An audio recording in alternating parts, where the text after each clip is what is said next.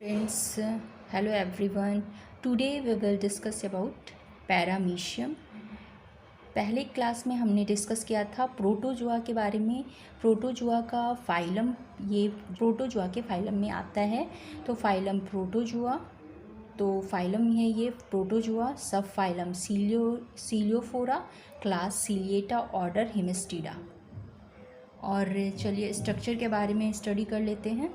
तो ये जो स्ट्रक्चर है ये पैरामीशियम का है.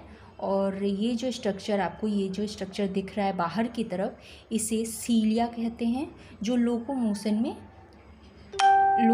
में हेल्पफुल होता है.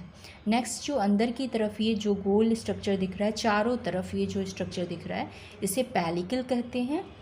फिर आता है एक्टोप्लाज्म. दो तरह के प्रोटोप्लाज्म होते हैं, एक एक्टोप्लाज्म और दूसरा एंडोप्लाज्म. जो एंडोप्लाज्म होता है वो अंदर होता है. छोटे छोटे स्ट्रक्चर ये जो दिख रहे हैं ये सारे एंडोप्लाज्म हैं, और एक्टोप्लाज्म जो होता है वो बाहर की तरफ होता है. आगे डिस्कस करेंगे इसके बारे में कि क्या वर्क करता है.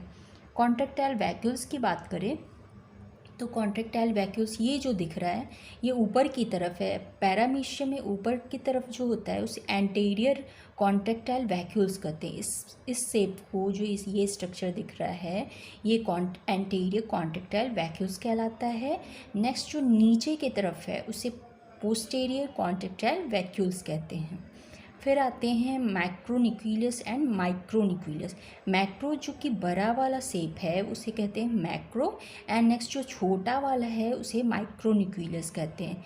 और अब बात करते हैं छोटे छोटे ये जो सर्कल दिख रहे हैं ये कहलाते हैं फूड वैक्यूल्स. ओके, ये फूड वैक्यूल्स कहलाते हैं. साइटोस्टोम, ये स्ट्रक्चर जो दिख रहा है ये साइटोस्टोम है जो माउथ का काम करता है. फिर साइटोफाइज जो एनस का काम करता है, ये जो है एनस का काम करता है. और ट्राइकोसिस्ट, इस शेप को ट्राइकोसिस्ट कहते हैं, ट्राइकोसिस्ट. तो अब इसके बाद पैरामीशियम के का फुल डिस्कशन हम आगे करेंगे. पैरामीशियम कॉर्डेटन का लेंथ होता है 0.15 से 0.3 मिलीमीटर तक. शेप की बात करें तो ये स्ट्रक्चर दिख रहा होगा, जो स्ट्रक्चर है वो स्लीपर लाइक दिखता है, तो इसे स्लीपर लाइक स्ट्रक्चर भी कहते हैं या स्लीपर एनिमिकल्स भी कहा जाता है. Shape slipper like, it's also called slipper animalcules. Okay. Body of cytoplasm is divided into two part. दो पार्ट में साइटोप्लाज्म डिवाइड होता है, एक्टोप्लाज्म और एंडोप्लाज्म. एक्टोप्लाज्म बाह्य द्रव्य कहलाता है और एंडोप्लाज्म अंतःद्रव्य कहलाता है. कहाँ पाया जाता है? Fresh water, stagnant water, pond, river और लेक में पाया जाता है. फ्री लिविंग होता है, स्वतंत्र जीवी होता है. 24 to 28 degree Celsius optimum temperature होता है. बॉडी कवर्ड होता है पैलिकल के थ्रू, और पैलिकल इज़ विदाउट कलर और कलरलेस. पैलिकल का कोई कलर नहीं होता है और फ्लेक्सिबल होता है पैलिकल. नेक्स्ट लोकोमोशन की बात करें तो लोकोमोशन ऑर्गन सीलिया कहलाता है. जो स्ट्रक्चर में आपने देखा था बाहर की तरफ जो स्ट्रक्चर दिखता है उसे सीलिया कहते हैं, जो लोकोमोशन में हेल्पफुल होता है. लोकोमोशन ऑर्गन होता है. लार्ज सीलिया को कहते हैं क्यूडल टफ्ट, जो सबसे नीचे की तरफ होता है और बड़ा स्ट्रक्चर दिखता है, लार्ज होता है सीलिया, वो क्यूडल टफ्ट कहलाता है. इस पोस्टीरियर साइड नीचे की तरफ जो सबसे नीचे है इसे कहते हैं क्यूडल टफ्ट, जो कि लोकोमोशन में हेल्पफुल होता है. न्यूरोमोटर सिस्टम जो होता है फाउंड इन एक्टोप्लाज्म में न्यूरोमोटर सिस्टम पाया जाता है. ट्राइकोसिस्ट का फंक्शन होता है एफेंस और डिफेंस का, जो कि ट्राइकोसिस्टम में फंक्शन करता है एफेंस और डिफेंस का. पेक्यूलियर बॉटल शेप्ड इसका स्ट्रक्चर होता है, bottle shaped. Posterior contractile vacuoles is faster than anterior contractile vacuoles. Posterior जो कॉन्ट्रैक्टाइल वैक्यूल्स होता है उससे फास्ट होता है एंटीरियर कॉन्ट्रैक्टाइल वैक्यूल्स.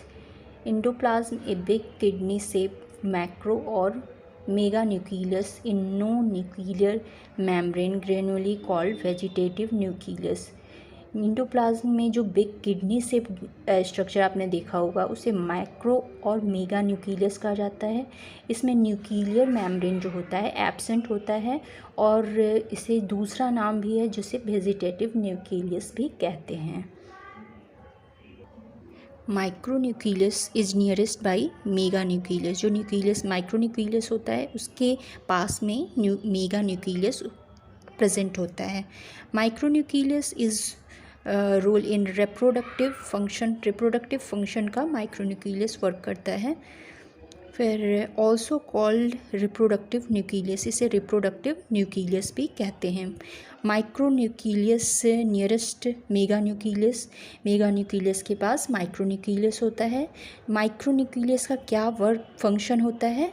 रिप्रोडक्शन का फंक्शन करता है। इसे रिप्रोडक्टिव न्यूक्लियस भी कहते हैं। Has two contractile vacuoles, first is anterior side and second is posterior side। contractile vacuoles जो इस तरह का स्ट्रक्चर आपने देखा होगा उसे contractile vacuoles कहते हैं। एक जो ऊपर की तरफ होता है उसे anterior और नेक्स्ट जो नीचे की तरफ होता है उसे posterior contractile vacuoles कहते हैं। contractile vacuoles कंट्रोल करता है ऑस्मोरेगुलेशन एंड एक्सक्रीशन। ये होलोजोइक होता है और फिल्टर फीडर होता है। डाइजेशन की बात करें तो intracellular cyclosis food vacuoles rotate clockwise direction में, ये क्लॉकवाइज डायरेक्शन में रोटेट करता रहता है। डाइजेशन इंट्रासेलुलर होता है और फूड वैक्यूल्स जो होते हैं छोटे छोटे जो वैक्यूल्स सर्कलनुमा होते हैं उसे फूड वैक्यूल्स कहते हैं। ये हमेशा रोटेट करते रहते हैं क्लॉकवाइज डायरेक्शन में। माउथ को साइटोस्टोम कहते हैं और एनस को साइटोफाइज कहते हैं। Most favourite food tetrahymena and tetrahymena use किया जाता है बायोलॉजिकल रिसर्च के लिए जो प्रोटोजोअन होते हैं। फेवरेट फूड में आता है टेट्राहाइमोना जो कि यूज़ किया जाता है बायोलॉजिकल रिसर्च के लिए, ये भी एक प्रोटोजोअन है। Food vacuoles is digested into cell body in acidic to alkaline medium। Food vacuoles के थ्रू डाइजेस्ट किया जाता है एसिडिक और एल्कलाइन मीडियम में। इजेशन और अनडाइजेस्टेड फूड टेक प्लेस दो साइटोफाइज के थ्रू। इंजेशन जो नहीं पचा होता है भोजन उसे टेक प्लेस दो साइटोफाइज के द्वारा बाहर निकाल दिया जाता है।